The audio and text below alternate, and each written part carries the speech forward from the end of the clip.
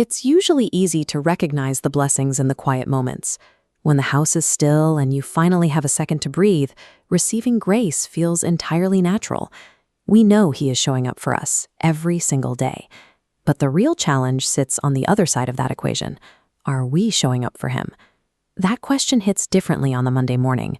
The peace of the weekend disappears the second the shop doors open, the phones start ringing, and the daily grind takes over.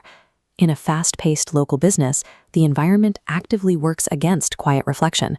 You're dealing with tight margins, supply chain issues, and demanding clients. The market constantly pressures you to prioritize speed and profit above all else. Holding on to your faith is straightforward during Sunday service.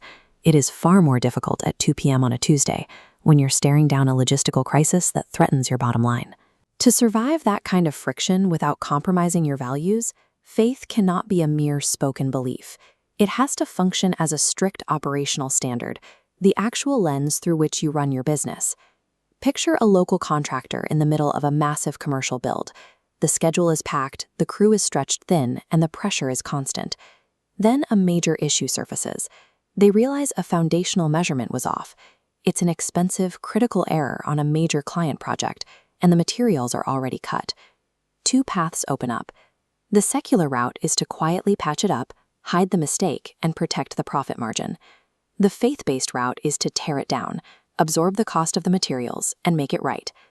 The instinct to survive practically begs for a cover-up. When payroll is looming and materials are expensive, burying the problem feels like a logical way to keep the doors open. That weight lands squarely on the owner's shoulders. Leadership in a crisis is isolating, and the temptation to take the easy path is loud. This exact moment where the right choice guarantees a short-term loss is the proving ground. It is where theoretical beliefs are forced into practical reality. To navigate that friction, the owner must first hit the brakes. Instead of reacting instantly out of panic, they stop to make time for God through prayer. That intentional pause acts as a circuit breaker. It interrupts the reactive cycle of the workplace, carving out space for clarity instead of chaos. Next, the owner consults scriptural guidance, choosing to trust in divine direction over immediate business expedience. This flowchart maps the path from crisis toward an outcome of integrity. It begins with a pause for clarity, trust in Scripture, and dictating how you represent those values.